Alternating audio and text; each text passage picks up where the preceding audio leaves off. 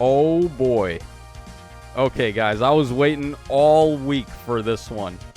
So, Elm has released, obviously, and this is the first season of Aether Raids where we were able to use him and defend ourselves against him. And it seems like the crash out from the FEHtuber specific community has been insane over this unit. So, Zishato, we're in Zishato's house here. We're on his channel, and check it out. So, he puts out his first video for the banner. Aether Raids is completely dead. Now, he does a lot of clickbaity titles and thumbnails, which is, like, it's hard to really judge him based on just that, because his content may say something else. Kind of like me sometimes, I'll do stuff like that too. But then he put out this video, and it was like brain dead on the thumbnail. We got a picture of Elm there, and it's a whole video discussing why he's OP and why he's toxic and not good, healthy for the game, and so on and so forth. I wanted so badly to comment on that video and just say, no, actually, not only is Elm not what people are saying he is, I don't even think he's an issue. I don't even think he's a threat. Let's go that far. I think he's a wash. Well, he's not a wash, but he's not, like, the end of the world. Okay, then also Oblivion posted this. AR is dead on his thumbnail. The death of Aether Raids in the title, and then he even did a live stream, I think. He talked about crash out summons. Yeah, Aether Raids is dead, crash out summons. Guys, Elm is not that guy. He ain't like Valentine Leon on release. He ain't Emblem Ike on release. He is not even close to them. All right, then PM1. Okay, PM1, mad respect to the homie, obviously, but very ambiguous title and thumbnail, and I watched his video, and it's like, he's not, like, calling for torches and pitchforks over Elm. So, PM1 passes the Elm test. Alright, so Joel over here, Joel also passes the Elm test, so he's focused more on Marth, just like I was. If we take a look at my thumbnails and titles, so I was more so focused on Marth, who I think is far superior to Elm, and not only that, I'm also very regretful that I didn't spark for Marth. I don't even know what I was thinking. Why did I spark Elm? Like, what was I thinking, man? Was I just that dumb to not have the foresight that, yeah, the unit who has the same or better player phase potential as Baby Camilla, who is currently the best player phaser in the game, while also offering insane amounts of support with a dance duo button, of course, that should have been my top priority. But somehow or another, I don't know why I thought Elm was going to be so good, but I sparked him, and that was the worst decision of my life. All right, and then finally, DTM also on the Death of Aether Raid stream. Anima is dead. Well, all right, let's head in-game now. Let's go ahead and see if any of these accusations by my fellow FEHtubers are justified. All right, so we got the game open again. Got the overlay there. So I had a perfect season. I'm not going to sugarcoat it. We had -0 on defense. We didn't even have any, like, lift loss control either. We just straight up bodied everybody. And I want to say, like, 90% of these had Elm and Emblem Lin on them. So what happened? Like, what happened to Elm? Why is he so ineffective? What, like, wasn't he supposed to break offense wide open, giving us mid-turn undefended so we could just, like, completely power through all of these save balls? Well, we're going to, of course, take a look at the replays, and we will go over why that is. All right, so let's start all the way at the bottom. We'll work our way up. All right, so Harold up first, who didn't want any of the smoke, apparently. All right, then we have Antaray. Oh, Antaray is actually a pretty good player. I am familiar with him. I have played him before. So let's see what he's up to here. Okay, the dreaded slot 4 catapult. Once again, hitting a safety fence. This has been the most safety fences I've ever hit by having the catapult in slot 4. I think I'm just going to keep it there because it's been very effective, right? Okay, so he has Elm. Oh, level 1 Elm. This guy is trying to teabag on people here with the disrespect with the level 1 Elm. Thinking that's all it takes to just body everybody because, I mean, yeah, his undefended is on weapon. It's not like you even need to get his unique passive or anything. So he's going to try to set up Emblem Lin here. He's going to get undefended off on, I guess, Haithrun is going to be his target here. That's who he's going to try to attack because I do have traps in front there. So this would be the safest way to go. All right, then he also has the Valentine Dimitri. Okay, would be interesting to see him do anything. You guys know I'm always down on Dimitri units. Not because I hate Dimitri or anything, but just I feel like his units are just always underpowered. All right, then we got Emblem Lyn, of course, at +1. We got a Mythic Plumeria. Then we got Ashura and also Ector here. See if the animations are on. Do we want animations on? We're going to be here for a while if we leave them on. Let's just leave them off, right? Let's just play these and see how they go. I think it's more important for us to play the full replay as opposed to, like, just play with the animations and watch everything. Okay, so we break his fence, so he's really only got one turn here to try to player phase. All right, he's able to hide behind my Micaiah statue so that Camilla wouldn't warp in and attack Lyn. By doing that, like, by having doubled up units in this slot, you can actually avoid Camilla just being able to warp in front there. I don't know if I should move that structure, though. I think I would rather just keep the structure there and just let this slide. Because I don't want people to just go up the left side.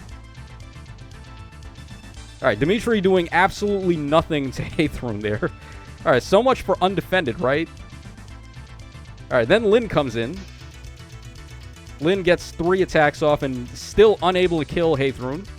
Now Dimitri with his Gale Force, still unable to kill Hathrum. What the hell? Yo, it's been this Hathrum. I don't know what's going on. This Hathrum has been an invincible wall. God knows why. I don't know. The same thing happened last season. Everyone tried to target her first, and no one was able to just, like, get through her. I can't explain it. I don't know. She's not supposed to take it. I don't even have, like, a real seal on her. I have drive defense. She's intended to make the other units tank better, not her be the one just tanking all the hits. Okay, so we get our rally trap off. Camilla goes in and rallies Rhea, and then we get to get the jump on his Lyn there. All right, at this time, he's just going to surrender because, yeah, I know on today he's not going to, like, just take a 1 loss on offense there. All right, we got Juicy up next. All right, Juicy. For some reason, you guys hear any of the talk about the Shroud of Turin lately? Because Juicy sounds kind of like Jesus, right? So apparently the Shroud of Turin is real, and they dated it back to be like 2,000 years old, and the imprint of Jesus on the shroud is apparently real. Like, it's not something that they did as an artist representation or that they put in after the fact. It's, like, legitimate. How crazy is that, right? Okay, so we got here racing. We have also Elm. Once again, Elm and Lyn. The dreaded combo. This was supposed to be the end of defense, guys. +1 Lyn, +1 Elm. Then we got Vale over there, and we have Needhogger and Ratatosker. All right, let's see how this guy is going to go about his offense. Oh, he's just going to try to bait us? Okay. That's not going to work out too well for you. Yeah, we just literally just one-shot Needhogger through color disadvantage. This Camilla, man, she is something else. And to think that Duo Marth is actually a better player phaser than her, that's so outrageous to me.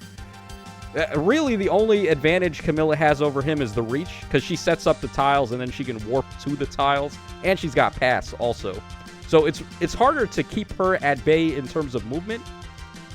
But in combat, Marth is just, like, better than her.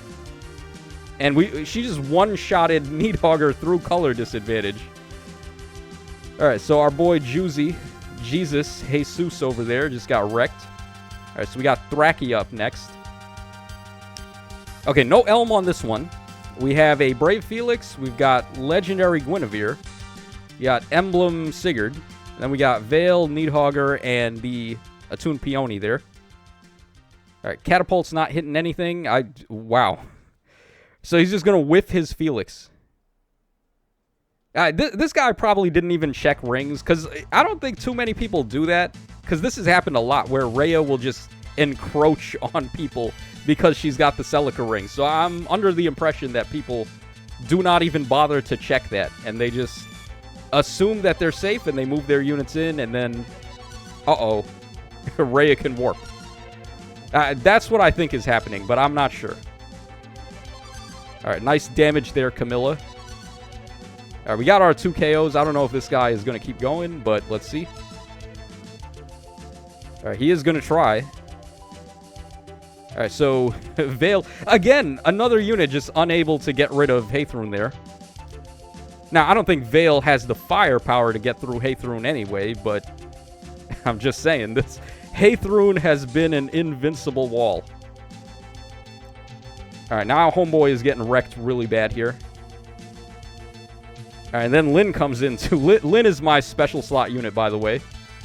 So we main Athos. We don't want Athos in slot 8 because we want Athos to be giving blessing bonuses to the team. So that's just an extra 5 HP and 5 defense to my armors. And then we want Lyn to come in by surprise. We don't want them to expect Lyn is going to be there. Because when Lyn comes in, she can do that. She can just, like, completely target the entire bottom section. All right, so we just beat him to death. Thrakia just got wrecked. Okay, next guy over here. I can't read all of this. This is, like, too much kanji for me. I can read kana just fine, like hiragana and katakana. Not so much kanji. I know some kanji, but not, like, enough to read a full sentence. Okay, so once again, we've got Emblem Lyn, but we have no Elm to give him the undefended there. All right, then we got Shez there, the Winter Shez. No seals, by the way, on Shez. All right, we got Ector Deer over there, the mythic one. All right, then Baby Camilla, we got Needhogger, and also Yunaka. Okay, Yunaka is a pretty solid wall buster. But it looks like this guy is just going to try to bait us again with Needhogger. People really overestimate Needhogger's ability to tank, right? So we just get our rally off, and then... Okay, we go in after Lyn that time instead of Needhogger. Okay, then Rhea versus Needhogger. I'm surprised Rhea can actually player phase and beat Needhogger like that. That's very interesting, because Rhea is not necessarily the type of unit you would expect to be a wall buster. But her being able to just take out one of the best armored units like that is pretty good, right? Alright, so there Camilla was able to just easily beat Rhea. Camilla's so good. Alright, then my Camilla beats his Camilla. We get warping. The haze tiles are so obnoxious, by the way, because when they spawn, you can't even see what else is on the tile. So if the haze tiles spawn over the gravity trap, for example, it makes it really hard to even tell because both of them are purple. Like the haze and the gravity trap are both purple. So it has been difficult just trying to see what is on the map with Camilla there. So yeah, that's just a little pet peeve. I wish they would give us an option to reduce the effect of like terrain so we can actually see what's on the map. That would be a nice little option. And then just to know where the terrain is, you can just put up like that little square with the number in it so you know that there's a terrain there. All right, another guy we beat to death there. All right, where are we? All right, that was him. All right, next up we got Hao over here. Asakura Hao from Shaman King there. Shout outs to Shaman King. That was actually a pretty fire show back in the day. How many of y'all know about Shaman King? Okay, so we have here Mythic Regan. We've got a Tundazura. We got Ratatosker. Then we got Duo Marth here. Now, he's also a potentially problematic unit for defenses, right? Because he is an Omni tank that has Vantage, Hardy Bearing, insane amounts of damage, and there's very little amount of units that can actually just safely player phase him. So he would fare a lot better as an Omni tank against these defenses than Needhogger that people have been trying to bait with. Okay, then we also have the Duo Leon, and then we have the Emblem Erica there. Okay, pretty good units here. All right, sets up Vines with Ratatosker. Ratatosker is so useless. Because look what's going to happen, man. She sets up the Vines, which have Warp Bubble, but we just remove her Vines for Haze, and then we get our Rally Trap anyway. Yeah, so much for Ratatosker. She's definitely the worst free-to-play book hero we ever got. Like, Fiorm on release was okay. Air on release was pretty solid. Then we had Peony, who's just a dancer. Like, that's always going to be good. And then Regan, who I still think very highly of Regan, just off the fact that she's a Cav with Kanto 3. Like, that alone is very useful. And then we had Ash, who was amazing. Ash was like a legitimate top 10 unit in the game when she came out. And then who was the one for Book 7 again? Oh, Satyr. I'm not like the biggest fan of Satyr, but she's certainly more useful than Ratatoskr. She does have the end turn shenanigan. And then for Book 8, we have Rune, who Rune himself I don't think is the craziest, but I do like the fact that he gives us the reinforcement slot. So that, like, he's always going to have a spot on my team just out of that. So, yeah, it's very easy to say Ratatoskr is by far the worst free-to-play book hero we've ever gotten. I guess shout-outs to this guy for still going for it, but we've already killed half his team, so... All right, and then, oh, by the way, I should mention this. I have the bolt trap set up there for one specific reason. We'll let this one play off, and then we'll explain that a little better, because it does explain better if I show it on the map still and, like, from a starting position. All right, Lyn gets a snipe there. It's hard to break the pots, too, with Lyn. Like, in my testing of this defense, even if you're able to rout all the enemies at the top, when Lyn spawns in and she's just, like, bull guarding the two pots, it's really tough to break the pots and not get sniped by Lyn at the same time. So, just a little bit more value of Lyn spawning in all the way over there. Alright, so we took out Hao there. Hao also rematch, by the way. Alright, so Fei is garbage. This guy is up next. So, this is the reason why I have the bolt trap set up here. Now, it's wide open. You could technically smite a unit on there if you were trying to Gale Force me. But it's not going to do you much good, right? You smite your unit on there, and they just take the minus 50 HP. So they're probably going to be knocked below 25% HP, which is the most common condition for a lot of these units' weapons to activate. Like, they got to be over 25% HP. So if you get hit by the bolt trap, you're not healing that off right away, even if you smite your way onto it. And my units are getting hit by it too, but we have a lot of healing here. Like, we've got Breath of Life on Hector, we got Divine Nectar on Heithrun. Rhea just passively heals herself at the start of turn. We have Dosage for healing. If I had Duo Marth, he'd be on this team too. And then he gives healing also. So, I don't even care if I hit my own Bolt Trap. If my units start the fight on 1 HP, they're not really at 1 HP. They're just going to heal like crazy. So, yeah, the Bolt Trap, this is the best spot to put it. The Hex Trap is not leveled up high enough right now. Like, 65 HP is way too easy to beat. So you can't really rely on that. And then the Gravity Trap, I put it in a spot where you really can't smite onto it, because we got the wall right there. Okay, so this guy, he's got Thor. Pavis Thor, that's interesting. All right, then we got Satyr. We got Legendary Sakura, the bane of my existence. This unit just makes every defense so easy to beat, because, like, salvage is too much. Okay, then we got the Baby Camilla. We have also the Emblemerica, and then we have the Plumeria there, the duo one that's supposedly really good. I think she's really good too. It's just that I'm not a big fan of dancers right now, so I don't really care about her. Alright, he's got his fence in a very safe spot there. Okay. So Camilla warps in, gets hit by gravity. Alright, he sets up Ice Lock there, which under normal circumstances that would keep him safe, but because my Camilla overwrites ice tiles, it doesn't really.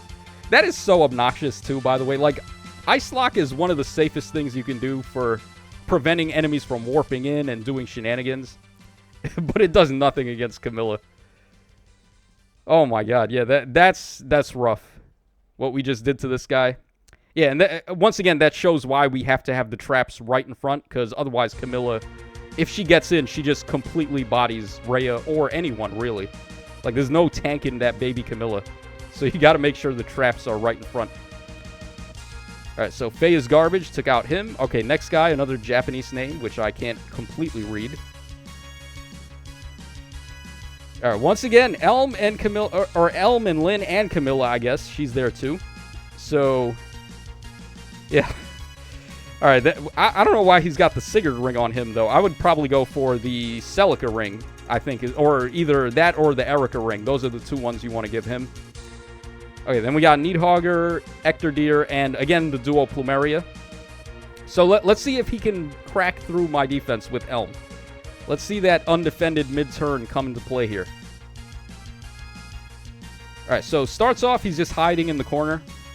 Now, this guy is actually wise enough to not allow Rhea to warp in and attack his units. So this guy seems to know what he's doing here. Okay, we repo in Lin. We go for a dance on Elm. Okay, that's not a bad spot for Elm to hit undefended because he's going to hit 2 units because Athos and Rhea would both be the nearest units to him. But then you'd have to snipe Athos, and it's kind of hard to do that with a ranged unit because, like, how would you melee attack Athos at this point? With all these structures in the way, it's going to be hard to get to him. And he has Vantage against ranged units, right? So, like, even trying to snipe him is not the easiest thing in the world with range. Okay, looks like he whiffed that turn. He tried to, like, player phase there, but I guess it wasn't going to work out for him, so he had to wait. All right, then my Lin spawns in, which is another problem he's got to worry about. And now by taking out my Lin, now my units are going to start moving in. So it's not like he had a choice, though. He had to get rid of Lin there. So now here comes the rally trap. All right, Rhea goes in. We rally with Camilla, and then Camilla just snipes. Man, this defense, I might not be giving this defense enough credit. This might actually be like a really disgusting defense. Because what is this, the second season in a row where we've had -0, and not just -0, but like complete, just all wins, right? Like this is pretty good. Okay, here's the next one. Let's take a look here. Okay, another guy who didn't want the smoke. And then we got the final 2 here. Oh, Silva's a really good player too. Silva is like a consistent rank 1 player. I have played against him before too, so we'll save his for the end. Let's take a look at this guy now. So, Hadapa? I think is how you say that. Okay, so we got Elm once again. All right, the Bane of defense. We have also Baby Camilla. We got the Emblemerica, Yunaka, Plumeria, and also Thor. I don't know why anyone doesn't run Gale Force Thor. I still think Gale Force is the way to go with Thor. All right, his fence is safe from the catapults, so that's good for him. Okay, how is he going to utilize his Elm here? Let's see. All right, goes for a dance on Baby Milla. Oh, no. Yeah, he just got his Yunaka stranded there for no reason. Yeah, it looks like mistakes were made more so than, like, anything else. I don't think this guy intended for that to happen, but yeah, he just misjudged movement there. All right, so we get our 2 free KOs, basically, and... All right, yeah, there we go. So I think he surrenders right there. Okay, so we got one last defense to look at, and this one should be good because, as I've said before, I think Silva's a very good player. All right, unfortunately, though, we are lined up with his safe defense, so that's a big RIP for him. Once again, the dreaded Elm and Lin combo, which is completely ineffective at all against my defense here. And what's funny is this isn't even the defense that I made to beat Elm either. Like, I showed you guys this already, right? Like, I made a rough draft defense for whenever I managed to pull Duo Marth, who I still cannot pull, by the way. I don't think I'm going to be able to get him before time is up, before he goes away. So, I'm just not going to be able to run this intended defense here. Not that I need to, though. Apparently, we don't even need to prepare for Elm to just wreck shop against him. Okay, so here we go. Let's take a look at this defense here. He's got also Elamine there, Saints Elamine, with Ice Lock and the Lin Ring, who turned into an offensive unit, apparently, with the remix. And then we have Satyr there to possibly end people's actions, I guess. All right, so Elm does undefended on my... Haythorn there, and then Lin attacks, and Lin actually kills her. That's... Okay, that's why. He has Fatal Smoke on Lin, which is absolutely what you want to do. Most people would fail the KO there because they don't run Fatal Smoke on Lin, and I kind of get it too because it's not the easiest thing to get to her. Because how many units actually have Fatal Smoke for, right? And she defaults with Panic Smoke, which, I mean, it's okay. It's not what you want on her, but it's okay enough. So, like, most people probably aren't going to change that, but yeah. With the amount of Miracle units and Miracle support that we have in the game right now, Fatal Smoke's 4 is, like, actually made a resurgence. So, there we go. He was finally, someone was able to kill that Haythorn there. Oh, no. Oh, no. He messed up. Yeah, he couldn't do anything about my catapults, I guess, and then he just gets sniped, because he was going to try to save himself with Ice Lock, but...